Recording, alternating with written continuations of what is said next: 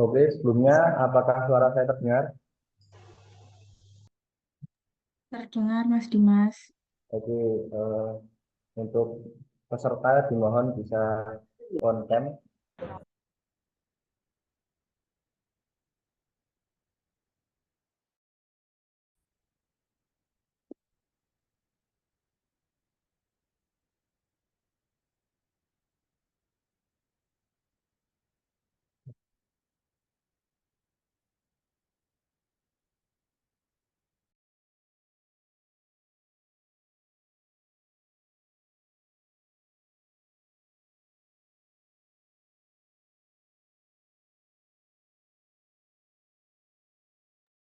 Dimohon untuk teman-teman semuanya harap on cam ya.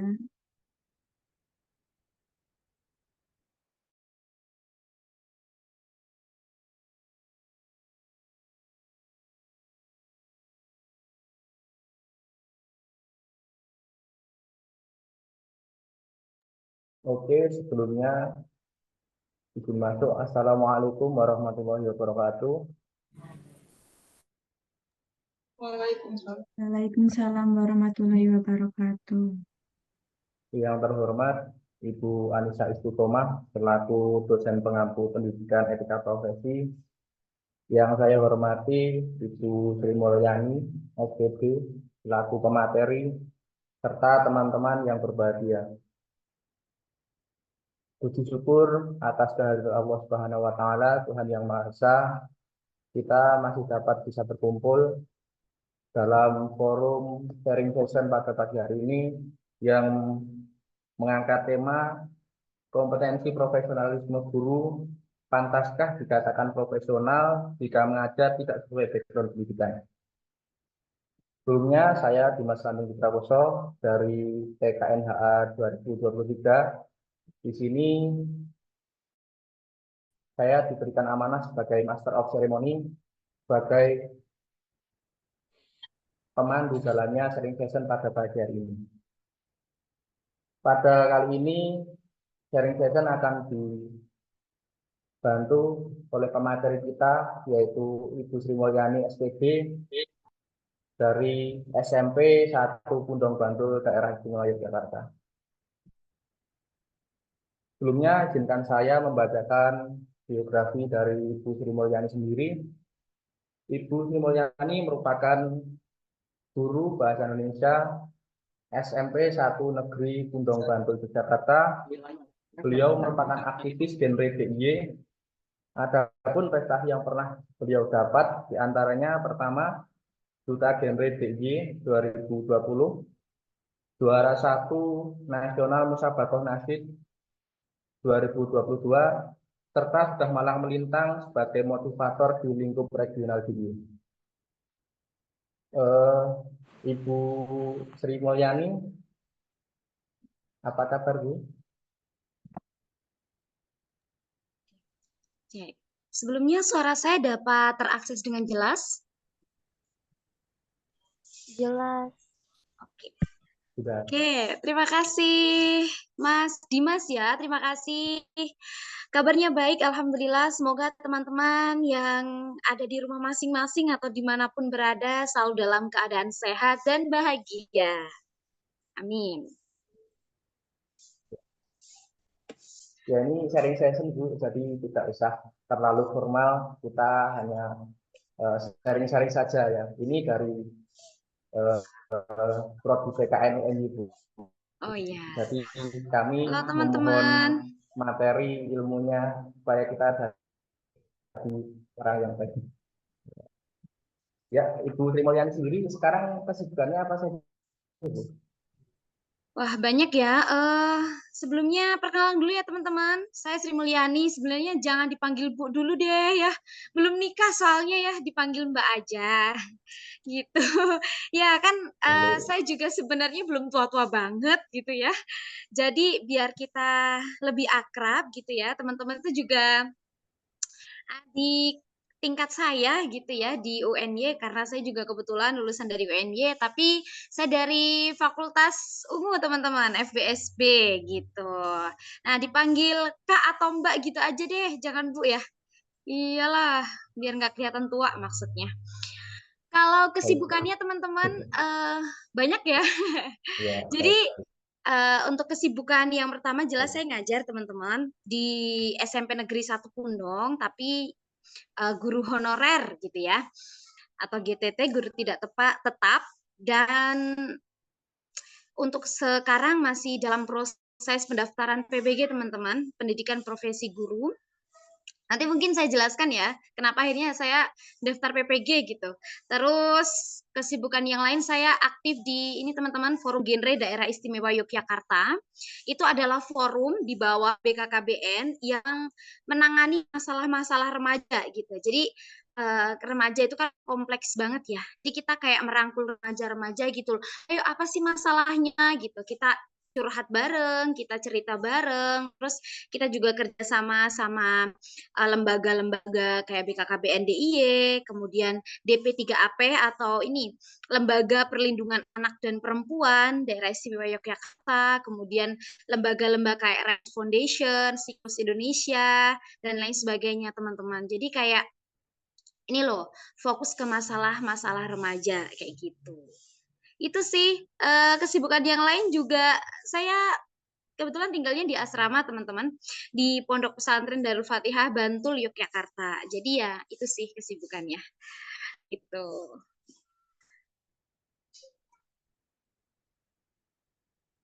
Ya, Mas Dimas mikrofonnya. Ya. Kamu mau ngomong kencang apapun kalau mikrofonnya tidak hidup ya kami tidak mendengar. oh iya, mohon maaf. Ini Iya. Oke. ya lupa Bu. Ya, oke ya, lanjut ya Bu. Ini masih berkaitan dengan sharing-sharing ya. Kebetulan kan kami mengambil tema tentang profesionalisme guru, Bu. Jadi saya ingin bertanya, kalau kaitannya dengan pandangan Ibu itu tentang profesi guru di era sekarang itu bagaimana Ibu? Oke, baik teman-teman. Jadi eh semoga teman-teman masuk ke jurusan pendidikan itu bukan suatu pelarian ya, atau suatu karena nggak diterima di sini, nggak diterima di sini, terus ya udah deh masuk pendidikan aja kayak gitu ya. Yang nggak tahu nanti mau jadi guru apa enggak sebenarnya kayak gitu ya. Ya semoga seiring berjalannya waktu gitu ya teman-teman apa ya semakin yakin gitu untuk masuk ke ini teman-teman ke jurusan pendidikan keluarga negara dan hukum gitu ya. Sebenarnya gini, guru ini kan tugasnya teman-teman. Kalau menurut saya, guru ini bukan hanya sekedar mengajar saja, tapi guru itu mendidik teman-teman. Dan mendidik itu tingkatnya lebih tinggi daripada mengajar gitu.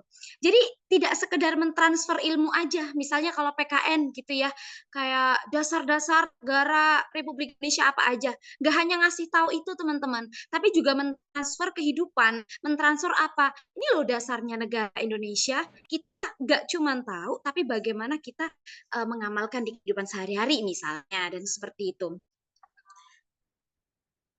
Nah, kemudian belum Mas, bentar ya Allah, ini buru-buru Iya, amat iya. mau kemana sih? Ya, Oke, jadi silakan Bu. iya, profesionalisme guru itu bisa dilihat dari bagaimana guru ini menjalankan tugas pokoknya sebagai pengajar dan pendidik gitu ya, atau bisa pendidik dan pengajar gitu. Dan guru ini harus nih menguasai materi teman-teman sesuai jurusannya masing-masing. Nah, jadi kalau misal guru ini sudah menguasai materi, menguasai platform untuk mengajar, kemudian mengajar sesuai tupoksinya, nah itu baru deh disebut dengan guru profesional. Itu menurut saya gitu ya. Kalau menurut orang lain juga nggak tahu. Tapi kurang lebih seperti itu teman-teman. Jadi guru ini mampu pertama merencanakan teman-teman, kemudian menjalankan pembelajaran dan terakhir mengevaluasi pembelajaran gitu. Jadi itu guru kan biasanya kan gini ya, guru sekarang dituntut bikin RPP. Kalau sekarang karena kurikulum merdeka ya, dituntut membuat modul ajar. Itu bagian dari perencanaan, teman-teman.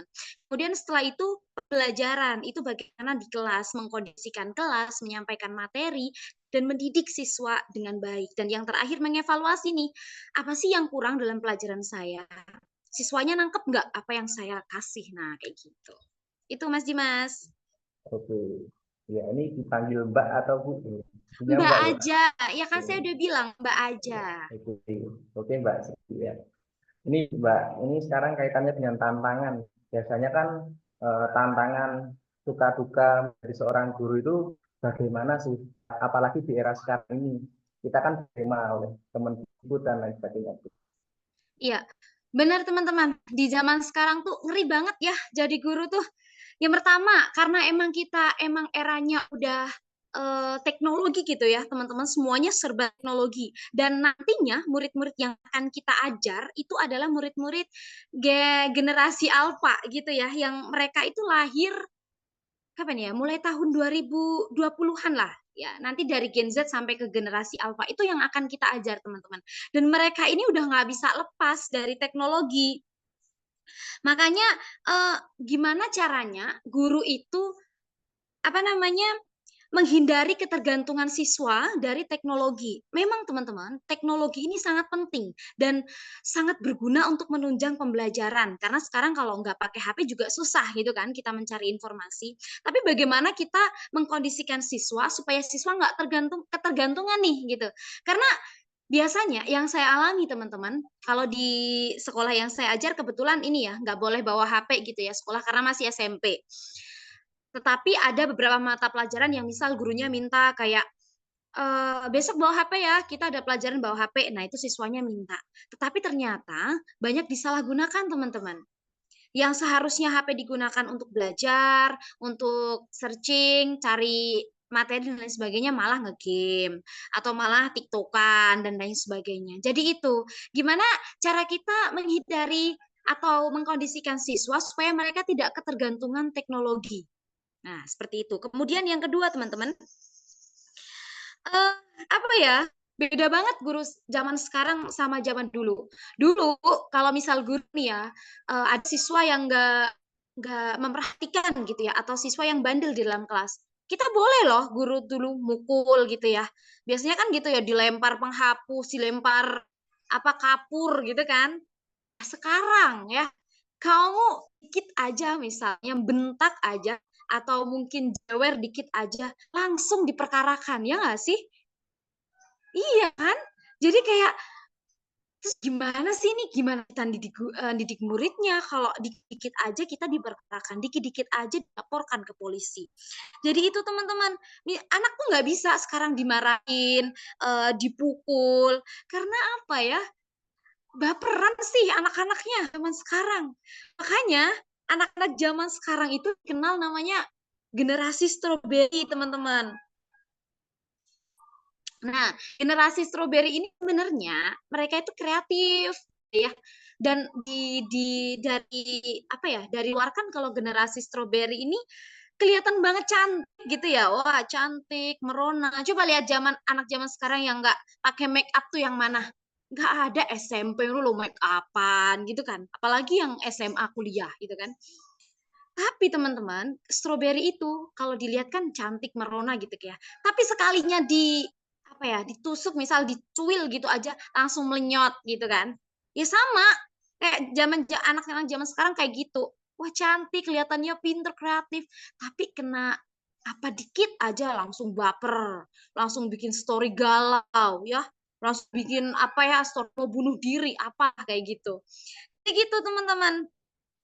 Eh, apa ya? Makanya kita sebagai guru di zaman sekarang tuh harus hati-hati banget gitu ya.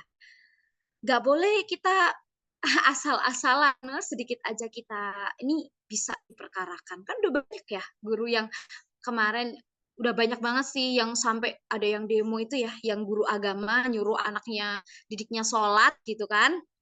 Ya ternyata orang tuanya si anak tuh nggak terima tuh, akhirnya minta denda, minta apalah kayak gitu.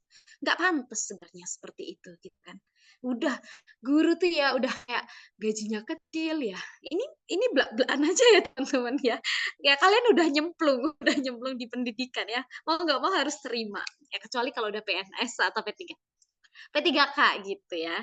Itu hanya sedikit banget tantangan guru di era sekarang. Nanti mungkin teman-teman baru akan merasakan ketika sudah terjun langsung di dunia pendidikan. Mungkin nanti pas praktik pendidikan ya, itu mungkin udah mulai ngerasain, gimana ngadepin bocil-bocil yang sangat gitu. Kayak gitu, Mas Dimas. Oh iya, baik Bu, Mbak. Terima kasih. Jadi eh, kalau kaitannya dengan eh, pendapat Anda ini, Mbak, menjadi seorang guru profesional itu gimana gitu? Yang menjadi eh, acuan menjadi guru profesional itu bagaimana? Dan kalau kaitan dengan lingkungan pekerjaan itu yang bagaimana sih biar bisa menunjang keprofesionalisme seorang guru itu bagaimana?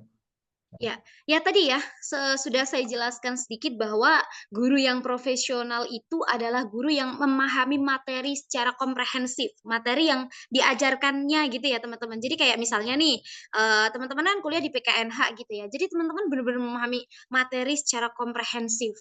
Dan dia ini menjalankan tugas pokoknya sebagai guru. Ya, yang mulai dari merencanakan, kemudian pembelajaran sampai dievaluasi pembelajaran. Nah, ini ditanyain nggak ini ya? Nanti aja deh langsung saya jelasin dulu ya. Jadi mungkin ada ya teman-teman di beberapa sekolah itu yang kenapa sih kok ada guru double gitu ya? Jadi ada guru dia itu sebenarnya guru, misalnya guru PKN gitu ya. Kok berangkap sama guru yang lain gitu kan? Itu ada teman-teman. Dan itu terjadi tidak hanya di satu sekolah, tapi ada di beberapa sekolah lain teman-teman. Nah, saya nanya nih, saya juga pernah mendapati satu sekolah yang seperti itu gitu ya teman-teman. Saya nanya, loh kok bisa sih? Dia kan guru ini, kenapa dia berangkap sama guru ini kayak gitu loh. Sedangkan kan dia tidak punya kompetensi di situ gitu ya. Nah, ini juga yang menjadi tantangan kita teman-teman, bahwa ada kata-kata yang menyatakan semua orang itu bisa jadi guru. Makanya ini terjadi hal-hal seperti ini. Yang pertama, fenomena itu terjadi karena apa teman-teman? Guru misalnya dia masuk ke Dapodik ya, data pokok kependidikan itu. Dia harus mengajar minimal 24 jam pelajaran. 24 JPL gitu ya. Sedangkan misalnya guru PKN ya, guru PKN itu seminggu itu hanya dapat 2 atau 3 ya, saya lupa. Kalau nggak dua ya 3 JPL gitu teman-teman. Sedangkan dalam seminggu itu harus 24 JPL teman-teman. Misalnya nih si guru ini ngajar di sekolah itu ada 3 guru ya, ada 3 guru PKN gitu ya. Kemudian kelasnya itu misalnya hanya 4 kayak gitu kan. Nah misalnya Dimas nih ya, saya kasih contohnya Dimas. Dimas ngajar PKN kelas 7. 3 kali 4 kelas berapa teman-teman? Yuk. 12. Nah, 12 kan dia belum memenuhi nih yang 24 gitu ya. Makanya dia dicarikan jam lain untuk memenuhi jam tersebut. Jadi akhirnya dia dapat nih 24 jam. Seperti itu teman-teman. Itu kondisi real nyata ya teman-teman. Dan apa ya, saya juga nggak tahu ya kenapa itu menjadi salah satu solusi bagi kesiswaan atau kebijakan sekolah itu dengan cara yang seperti itu. Atau mungkin bisa nih, saya menemukan teman-teman, jadi dia tuh guru PKN, tapi dia enggak ding, dia guru PAI, tapi dia merangkap guru PKN kayak gitu. Sebenarnya itu kan sesuatu yang lumayan jauh gitu ya teman-teman. Kalau kalau toh katakanlah misalnya ada guru matematika nih berangkap sama guru apa ya fisika mungkin itu agak nyambung ya karena ada hitung-hitungannya kayak gitu kan. Tapi ini lumayan jauh teman-teman perbedaannya. Saya juga nggak tahu itu bagaimana itu terjadi tapi itu real kan.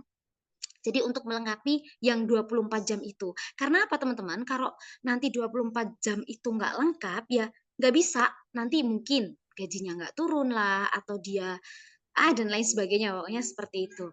Nah, ini juga yang menjadi tantangan teman-teman. Ada kata-kata yang menyatakan semua orang bisa jadi guru gitu loh. Sehingga apa? Hal tersebut terjadi. Saya juga bisa loh jadi guru agama misalnya karena saya punya basic di pondok nih. Jadi materi agama di SMP, SMA itu kan kita udah mempelajarin ya. Kita udah pernah SMP, udah pernah SMA gitu kan? Ya, saya bisa jadi guru agama padahal saya nggak kuliah pendidikan agama gitu kan misalnya. Nah, tapi saya nggak bisa kalau misalnya saya disuruh jadi guru matematika gitu ya, karena emang nggak menguasai. Saya juga bisa loh jadi guru PKN. Secara nilai PKN saya dari dulu ya, dari SD, SMP, SMA tuh tinggi semua teman-teman. gitu kan. Saya bisa, tetapi kan kita profesional ya. Kalau profesional ya udah tupoksi kamu ngajar bahasa Indonesia. Ya udah ngajar bahasa Indonesia gitu. Nah, kebetulan karena emang bahasa Indonesia itu jamnya agak banyak, teman-teman, gitu ya. Dan nanti pun kalau misal teman-teman ngajar gitu ya di sekolah dan kalian ya insya Allah masuk ya, bismillah P3K atau PNS gitu ya. Kalian akan tetap dapat 24 jam itu minimal, teman-teman. Minimal. Sehingga mungkin nanti dicarikan tambahan. Entah itu nanti ngajarnya di kelas lain dan lain sebagainya. Gitu, teman-teman. Oke, ya, Mbak. Tapi ini muncul lagi pertanyaan baru, Mbak. Kan tadi disuruh melengkapi jam-jam yang kurang ya, Mbak. Tapi kan itu mungkin nggak berdampak bagi seorang guru. Karena guru menganggap yang penting uang, yang penting uang. Tapi bagi siswa itu pastinya ya dia merasa kurang mendapatkan ilmu yang bermanfaat. Karena apa? Ya, dalam pengajarannya dia tidak mendapatkan sumber yang relevan dari guru yang relevan tersebut. Nah, itu pendapat Mbak bagaimana gitu? Nah, iya betul memang seperti itu gitu ya. Eh seperti yang saya sampaikan tadi ya teman-teman, kayak itu tadi semua orang kan bisa jadi guru ya, tetapi sebenarnya siswa zaman sekarang tuh nggak terlalu peduli dengan hal seperti itu teman-teman ya. Yang penting kan siswa sekarang tuh kayak ya udah yang penting aku masuk gitu kan. Masuk, ngikutin pelajaran gitu. Kalau siswa yang pintar mah mikir ya kan, siswa yang tekun, siswa yang pintar mikir. Oh iya ya, ini pelajaran ini dia nggak tek. Tapi kalau yang biasa-biasa aja ya udah, ya yang penting dia masuk gitu kan, dapat nilai, naik kelas, lulus, udah gitu aja. Gitu loh. Dan apa ya? Zaman sekarang itu teman-teman, kita guru coba yang uya-uya siswa. Jadi misalnya siswa mau ujian nggak datang, kita yang datengin gurunya gitu. Jadi siswa sekarang tuh manja-manja gitu loh. Dan menurut aku memang sebaiknya eh, jangan teman-teman. Kalau misal kalian tidak menguasai ilmu di bidang tersebut, jangan ya. Karena ini eh, apa ya akan berpengaruh terhadap tadi keprofesionalisme kalian gitu ya. Jadi kalian akan dianggap, loh kan dia guru ini, kok dia sambil ngajar ini sampai kekurangan banget gitu ya guru. Sebenarnya enggak teman-teman, itu cuma melengkapi jam aja gitu loh. Dan eh, ya mirisnya itu terjadi di banyak sekolah gitu yang kita nggak tahu gitu ya. Yang penting kan data pokok di sana, oh di Mas ini udah 24 jam nih. Nggak tahu ngajar apa aja gitu kan. Jadi kayak gitu teman-teman. Oke Mbak, izin bertanya lagi nih Mbak.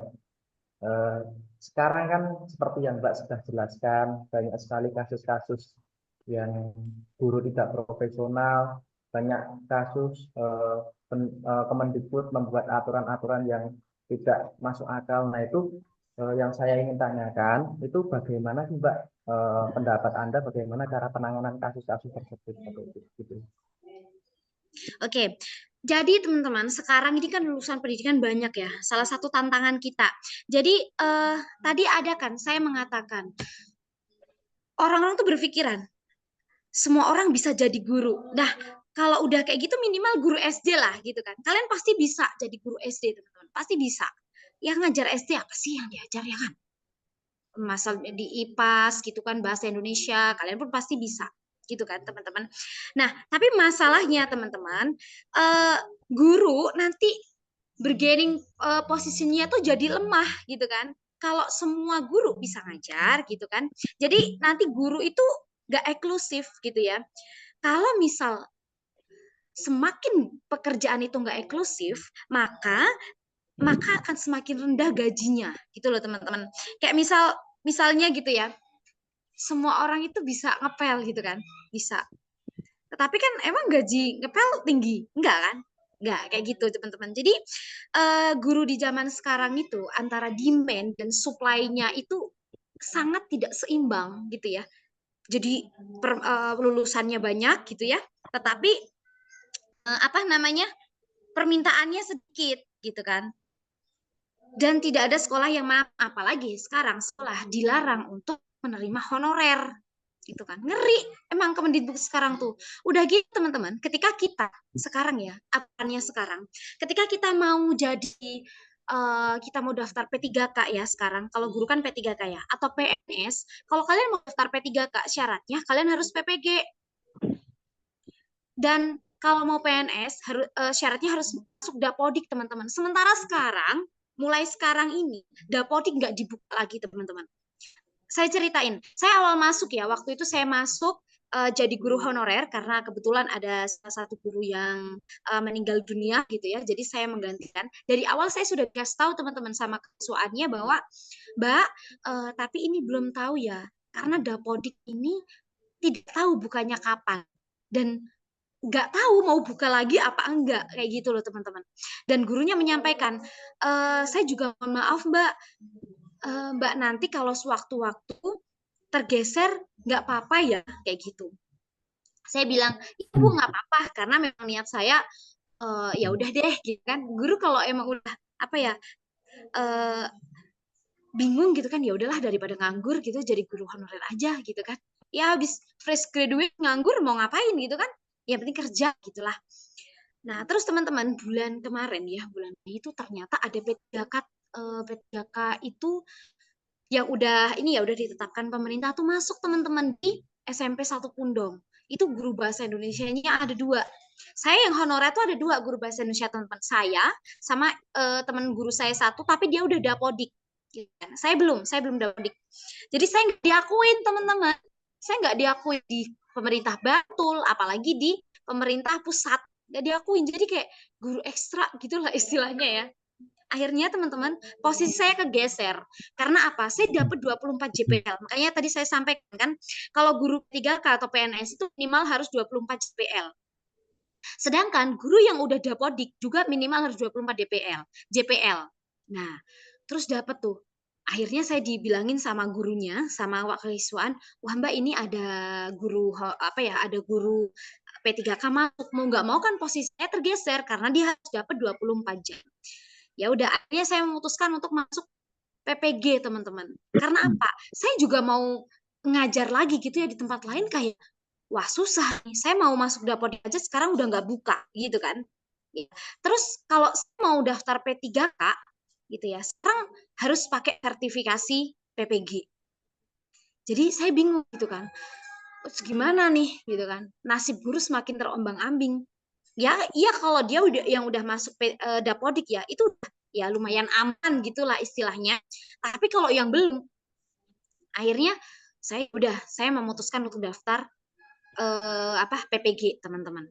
Jadi PPG nanti kuliahnya 1 tahun aja dibiayain sama pemerintah.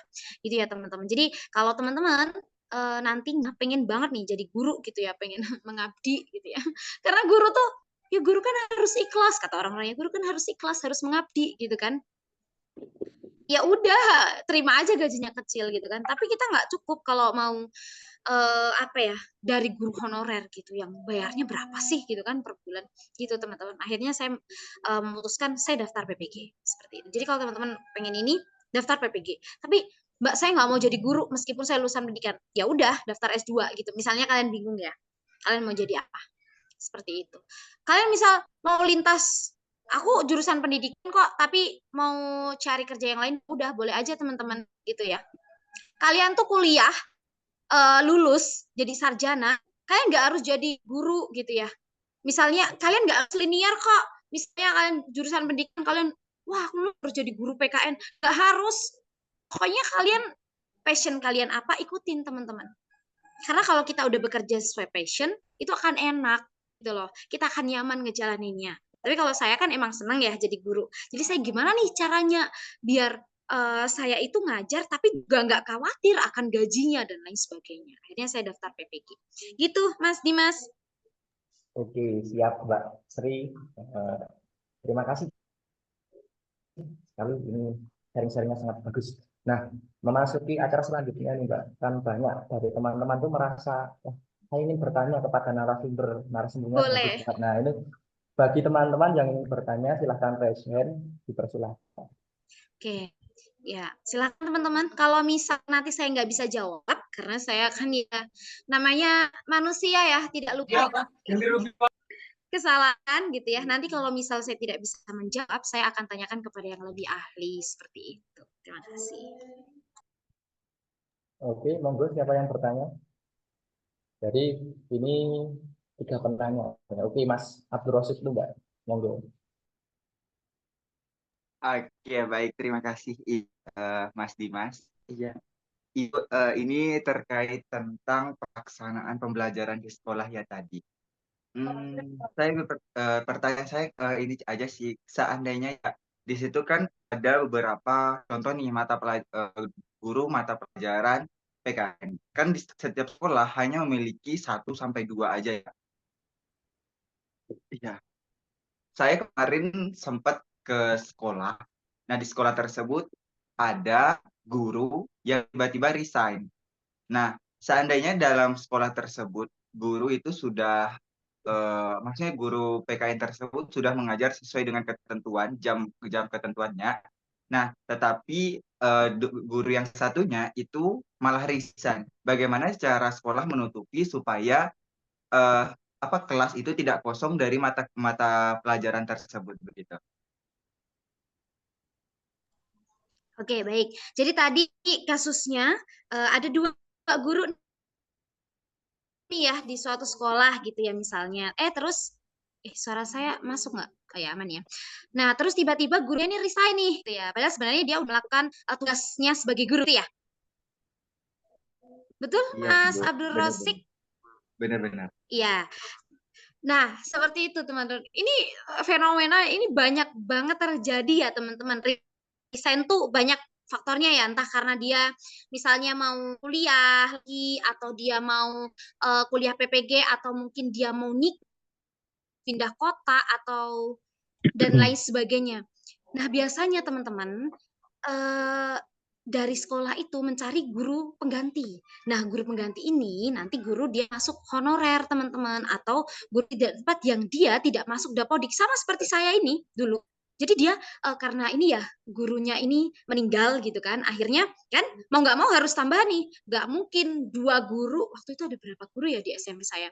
Sedangkan di jam bahasa Indonesia itu satu kelas per minggu tuh ada 6 jam teman-teman, kali aja ada 7 kelas ya, 7 kelas kali banyak banget gitu. Kekurangan guru, akhirnya ya mau nggak mau guru sekolah tersebut nyari nih guru yang sesuai dengan kualifikasi gitu ya teman-teman. Biasanya guru pengganti atau guru honorer.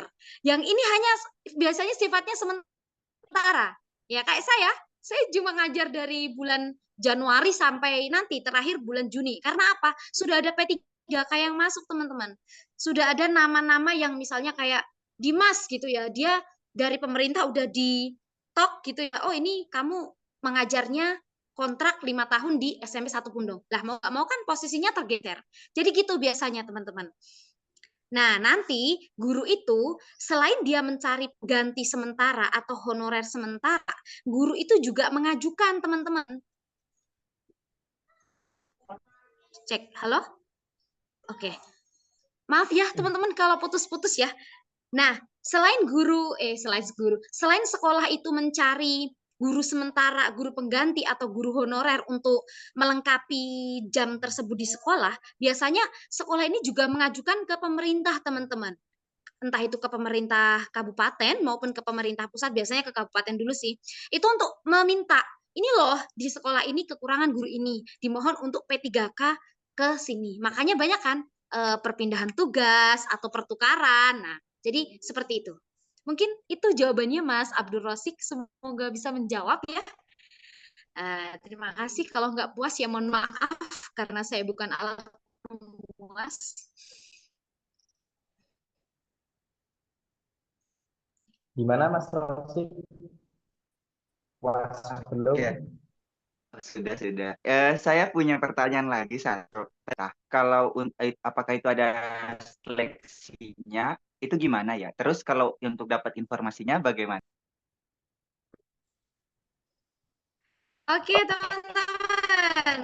Menarik. Aku juga baru mau daftar sini ya, tapi tentunya lebih dulu pasti lebih jago. Udah pokoknya pantengin aja Instagramnya PPG Mendikbud gitu ya. Udah pantengin aja.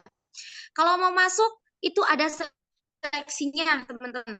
Dan PG itu dibiayain, kan itu ini ya 1 tahun, 2 semester teman-teman. 1 tahun kan 2 semester, itu full dibiayain perintah, tapi itu hanya kuliahnya aja ya, nggak kayak KIPK yang ada uang saku dan lain sebagainya, itu enggak. Itu per semester, kalau nggak dibiayain pemerintah atau dia mau pakai jalur mandiri, itu 8,5 teman-teman. Jadi 2 semester 17 juta, kayak gitu. Ya, ada seleksinya dong. Ada 3 tahapan teman-teman. Yang pertama itu seleksi berkas. Jadi nanti ya banyaklah berkas ijazah kalian dan lain sebagainya gitu ya. Kemudian yang kedua itu ada seleksi atau tes substansif teman-teman. Jadi jadi tes substansif ini nanti kalian ya biasalah ngerjain soal kayak itu ya. Nanti soalnya itu ada, bentar tak buka ini, tak bocorin.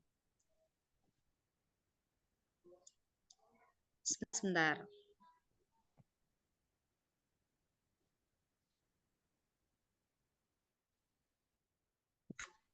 Oke. Jadi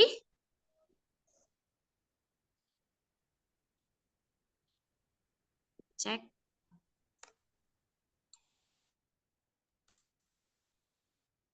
Suaranya masuk kok, Mbak. Oke, suaranya mas teman-teman? Masuk. Oke, sementara saya off cam dulu ya. Sinyalnya kurang memadai nih. Sementara saya off cam dulu. Jadi kalau yang kedua kan tadi tes substansif ya teman-teman. Ini ada nanti soalnya tuh 100 teman-teman. Jadi ada 70 soal, itu soalnya itu sesuai dengan bidang studi kalian gitu ya. Jadi kayak kalian PKN kan, ya udah berarti sesuai dengan PKN. Kemudian ada kemampuan dasar literasi dan numerasi. Jadi nanti ada soal membaca dan soal menghitung teman-teman. Jadi 70 sesuai dengan prodi kalian, 30 soal dan soal berhitung. Terus yang terakhir nanti kita ada seleksi wawancara teman-teman. Kalau udah lolos yang tahap kedua, nanti kita masuk ke tahap wawancara. Nah, selain itu kita juga diwajibkan untuk membuat esai, teman-teman. Nah, esainya ini terkait dengan pengalaman kalian selama 3 tahun terakhir kayak gitu. Jadi nanti itu yang ditanyakan pada saat pada saat wawancara. Nah, setelah itu teman-teman, kalau kamu daftar PPG, berarti kamu benar-benar mau jadi guru ya. Ya, karena nanti ada masa pengabdian teman-teman. Saya nggak tahu sih sebenarnya ini sistemnya bagaimana, tetapi di di platformnya itu atau di linknya itu nanti kita disuruh untuk memilih preferensi pengabdian gitu. Jadi nanti kalian mau ngabdi di kota mana, di provinsi mana, nah nanti di situ ada teman-teman. Setelah itu nanti kita kuliahnya kalau PPG itu ada di UNY, UAD ada, UST juga ada, teman-teman. Nanti itu yang menentukan dari pihak sononya, gitu ya. Kita tinggal menerima aja. Kayak gitu, teman-teman. Tetapi nanti kalau udah lulus nih ya, kalian dapat sertifikasi nih. Gunanya untuk apa? Ya nambah gaji lah, ngono loh. Jadi nanti berbeda teman-teman, yang kalian 3K tanpa sertifikasi sama yang sertifikasi itu yang PPG ya. Itu nanti gajinya beda kayak gitu. Lebih tinggi yang P3K tentunya. Makanya sekarang fresh graduate tuh pokoknya kalau ada pembukaan pembukaan PPG itu biasanya langsung pada daftar kayak gitu. Gitu teman-teman. Oke, terima kasih kepada Mbak. Ya, terima kasih Mbak. Gimana Mas Rosik? Puas nggak? Sudah. Terima kasih Mas Bima. Oke. Jadi, Terima siapa yang kasih mau juga bertanya Ibu. itu Mas Muhammad Haidan, silahkan Mas. Oke, terima kasih untuk kesempatannya. Izin bertanya, Mas. Untuk yang dijelaskan tadi masalah PPG, apakah suara saya terdengar jelas? Terdengar. Oke, masalah PPG kan, Mas. Setelah lulus PPG, itu kan nanti plottingan, Mbak. Nah, plottingan lagi nanti setelah plottingan itu kan belum tentu yang di plotting itu lulus. Karena ada bersaing sesama juga. Jadi program PPG tersebut juga sulit untuk mencari kerjaan seperti itu. Belum lagi kalau misalnya tidak lulus atau tidak ngambil plottingan, itu terpaksa nunggu lagi. Terus lagi belum lagi untuk sertifikasi. Nanti kan kita guru muda kan ada juga yang tidak sesuai dengan jurusan waktu kuliah PPG. Sepertinya IPA, ada yang masuk wirausaha atau TIK nantinya. Jadi kan nggak linear juga itu nantinya. Dan juga ada kesulitan-kesulitan seperti itu. Dunia kerja juga nggak melulu apa ya segampang itu, walaupun diberi beasiswa PPG dan lain sebagainya seperti itu. Terus juga nanti seperti guru muda kita juga mencari jam kerja walaupun ada sertifikasi. Sementara juga kita bersaing juga dengan guru-guru yang lain juga yang mencari jam kerja untuk mengaktifkan sertifikasi tersebut. Jadi menurut saya sedikit struggle atau sulit lah untuk tuntutan profesi di zaman sekarang seperti itu. Bagaimana tanggapannya untuk menyikapi hal tersebut? Apakah benar yang saya sampaikan? Itu sepengetahuan saya saja. Terima kasih ya, Mbak. Oke. Terima kasih ya, Mas Muhammad Zaidan. Betul banget. Emang nggak semudah itu, nggak segampang itu, teman-teman. Serius deh. Apalagi sekarang, tadi sudah saya sampaikan ya, lulusan guru tuh banyak banget gitu ya, dan kebutuhan di lapangan tuh nggak sesuai. Tetapi teman-teman, ya sebagai manusia kan kita berpositif thinking dan kita berusaha gimana caranya untuk meningkatkan dan mengupgrade keilmuan kita. Kita menempuh cara gimana sih caranya supaya kita juga bisa mendapatkan hal yang lebih baik gitu. Misalnya salah satu cara yang saya tempuh adalah dengan mendaftar PPG gitu ya teman-teman. Mungkin ada juga cara yang teman-teman tempuh, aku mau daftar S2 aja, atau aku mau langsung kerja terjun di lapangan, atau aku mau nyari kerja yang lain, misalnya kayak gitu. Itu tergantung situasi dan kondisi teman-teman dan tergantung passion teman-teman gitu ya. Karena memang guru itu kalau misalnya, oh jadi guru enak ya, pulang jam misalnya berangkat pagi, pulangnya siang. Iya kalau yang udah P3K sampai NS gitu ya, enak mereka. Lah kalau masih yang honorer gitu ya dan lain sebagainya, nggak enak lah, kita beban kerjanya sama tetapi gajinya berbeda misalnya seperti itu. Dan bener banget Mas Zaidan, yang disampaikan tadi, saingannya ketat dan belum tentu, meskipun ya kita dibiayain pemerintah gitu ya untuk kuliah ini gitu kan.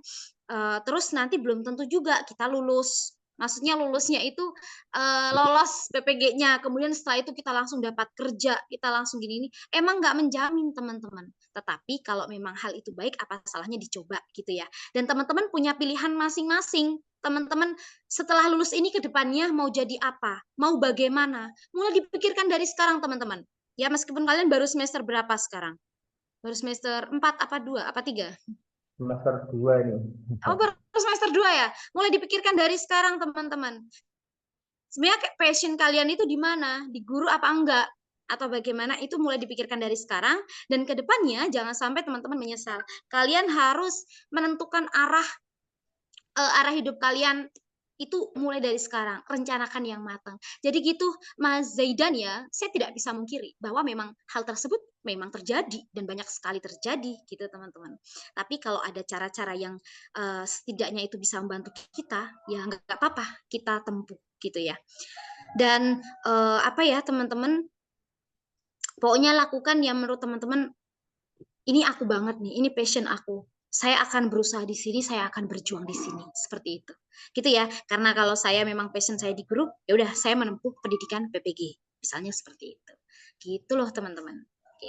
Mas Zaidan terima kasih ya. Luar biasa emang, berarti dia udah ini ya, udah cari info-info duluan kayak gitu. Bagus, emang sekarang tuh ya HP digunain kayak gitu teman-teman, jangan buat ngegame aja, scroll-scroll gitu ya. Oke, terima kasih. Oke, ini pertanyaan terakhir Baik, dari terima kasih Mbak. jawabannya. Itu Mbak Cili, monggo pertanyaan terakhir, silakan. Oke, baik. Aku cuma mau sharing mungkin atau tanya dikit aja sih soal. Kan kalau misal apa namanya sebagai guru honorer itu kan pasti kan stereotipnya orang-orang di luar sana tuh memandang guru honorer tuh mesti kayak guru yang gajinya kecil, yang jam ngajarnya banyak dan sebagainya.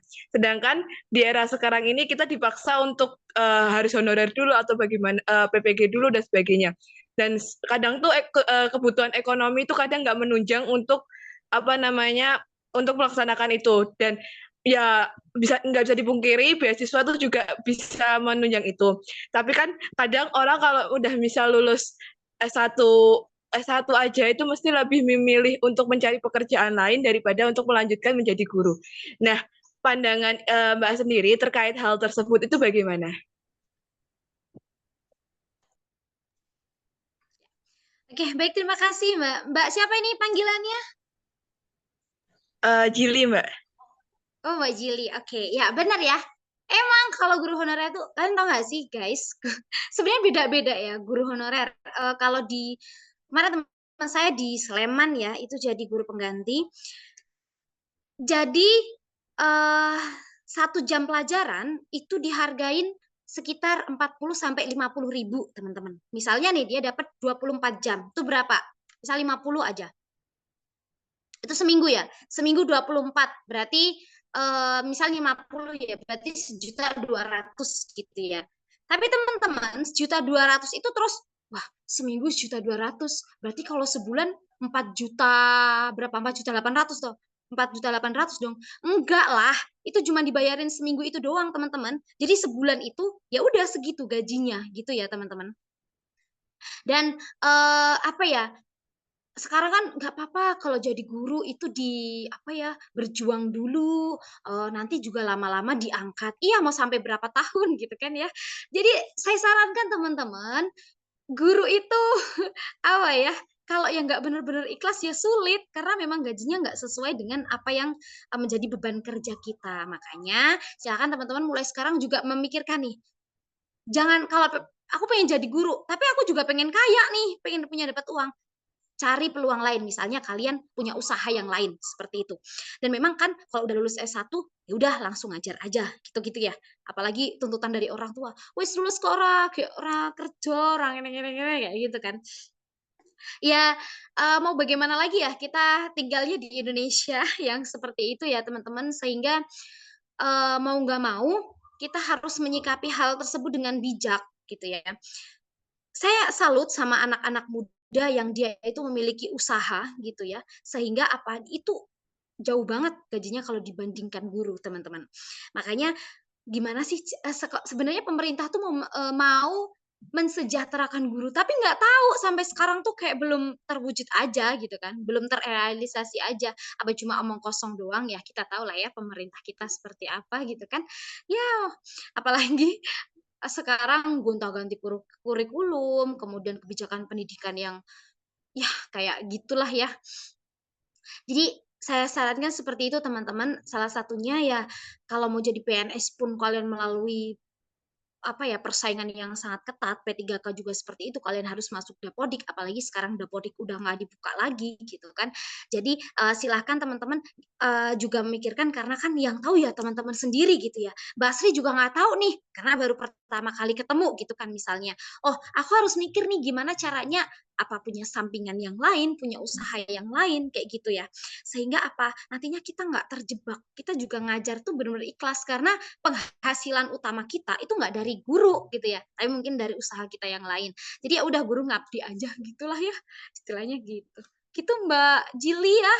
Semoga menjawab. Semangat ya lulusan SPD.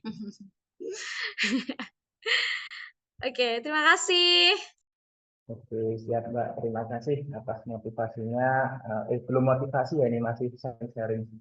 Oke, Mbak, ini terakhir Mbak. Mungkin kami kan capek ya, kadang-kadang itu jadi orang calon pendidik itu masih kok prosesnya lama banget gitu Mbak. Tolong Mbak, kami dikasih motivasi biar kita tuh semangat gitu Mbak.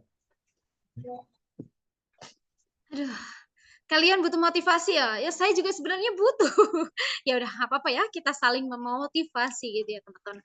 Oke teman-teman, jadi pokoknya mulai sekarang tentukan arah hidup kalian. Kalian sekarang udah nyemplung gitu ya, udah kebacot nyemplung ke jurusan PKNH, pendidikan PKNH gitu ya. Mau nggak mau kalian harus jalani.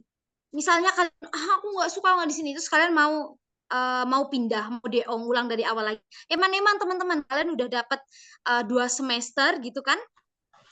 Misalnya nanti setelah kalian lulus nggak mau jadi guru, itu nggak apa-apa, itu nggak dosa, itu nggak menyalahi peraturan teman-teman. Itu murni kemauan teman-teman sendiri, murni aku mau jadi apa itu murni dari kemauan teman-teman gitu ya. Nah selain itu teman-teman, ini motivasi sebagai guru ya, kita tahu ya guru itu kan bagian dari pengabdian teman-teman gitu kan. Ketika kita menjadi guru, memang niatnya tidak hanya soal gaji saja, tapi juga pengabdian, teman-teman. Kalau saya begini, saya tuh manusia banyak dosa, gitu ya. Mungkin dosa saya lebih besar daripada amal saya. Mohon maaf ya apabila ada yang yang non-Islam gitu ya. Kalau nanti ada kata-kata yang menyinggung agama saya. Terus apa yang mau saya bawa untuk bekal saya di akhirat? Gitu. Akhirnya saya memutuskan mungkin dengan jadi guru, dengan menularkan ilmu saya itu yang akan menyelamatkan saya. Dengan saya mendidik, dengan saya mentransfer kehidupan, dengan saya meluruskan anak-anak gitu ya, membantu mencerdaskan bangsa gitu. Mungkin itu yang akan menjadi amal saya di akhirat nanti, yang akan menjadi bekal saya. Seperti itu, teman-teman. Jadi semangat teman-teman, kalian udah masuk, selesaikan dengan sebaik-baiknya. Ingat ya teman-teman, nggak usah nunda-nunda lulus. Semakin kalian nunda-nunda lulus, semakin lama kalian akan bekerja, semakin lama kalian akan menikah, semakin lama kalian akan menentukan aku sebenarnya mau apa gitu. Kalau misal kalian pengen, kalau dulu guru saya bilang, bukan guru saya ding, kayak semacam motivator saya gitu ya, dia bilang, saya tuh nggak mau jadi guru, makanya saya cepet-cepet lulus, 3,5 tahun dia lulus. Karena apa? Dia udah capek kuliah di pendidikan. Dia kan jadi pengusaha kan dia. Makanya kalau kalian nggak suka sama jurusan kalian, jangan terus DO, jangan terus keluar, jangan terus kayak ya udah aku nggak usah kuliah aja. Justru kalian selesaikan secepat-cepatnya. Ya kan lumayan untuk SPD. Nggak gitu ya teman-teman. Kuliah nggak cuma cari gelar aja, tapi kalian cari pengalaman, cari relasi. Kalian belajar banyak hal yang itu nanti akan kalian terapkan di kehidupan nyata. Karena kehidupan nyata itu berat dan keras. Nggak, ini kuliah aja masih masih dikit banget gitu ya. Kalian tuh digemblengnya di sini. Gitu teman-teman, semangat ya. Gitu. Oke, semangat teman-teman semua. Oke, terima kasih Mbak atas motivasi dan pembekalan ilmu. Ya. Oke teman-teman, ini kan sudah memasuki acara terakhir ya. Jadi saya ingatkan kembali untuk teman-teman yang belum presensi, silahkan presensi terlebih dahulu karena ini menyangkut nilai kalian. Oke, suruh semangat katanya Mbak Sri. Pantesan ya pada ikut ternyata. Biasanya gitu. Ada yang cuma ikut, ya udahlah ikut aja daripada nggak dapet nilai gitu ya. Tapi saya salut yang dari awal sampai akhir. Terima kasih banget udah on cam, udah dengerin ocehan aku gitu ya. Semoga yang sedikit ini bermanfaat buat kita semua gitu. Oke, terima kasih ya Mbak Sri ya dan teman-teman semua. Oke, memasuki atau menginjak acara yang terakhir, ini penutup ya teman-teman. Terima kasih atas perhatiannya kepada teman-teman. Saya selaku Master of Ceremony, bila mana terdapat kesalahan ataupun perkataan yang kurang senada kepada kalian semua, saya memohon maaf yang sebesar-besarnya. Terima kasih Mbak Sri atas materinya. Saya akhiri. Wabillahi taufiq wal hidayah. Wassalamualaikum warahmatullahi wabarakatuh. Terima kasih. Waalaikumsalam warahmatullahi wabarakatuh. Terima Terima kasih kasih, ya Mbak. teman-teman. Iya. Mbak. Kalau di Terima jalan kasih. ketemu saya, karena saya juga masih berseliweran di Terima kasih, Mbak. diet ya teman-teman, disapa aja gitu ya. Oke. See you. Baik, Saya Mbak. live duluan ya. Assalamualaikum. Waalaikumsalam warahmatullahi wabarakatuh. Waalaikumsalam. Terima kasih.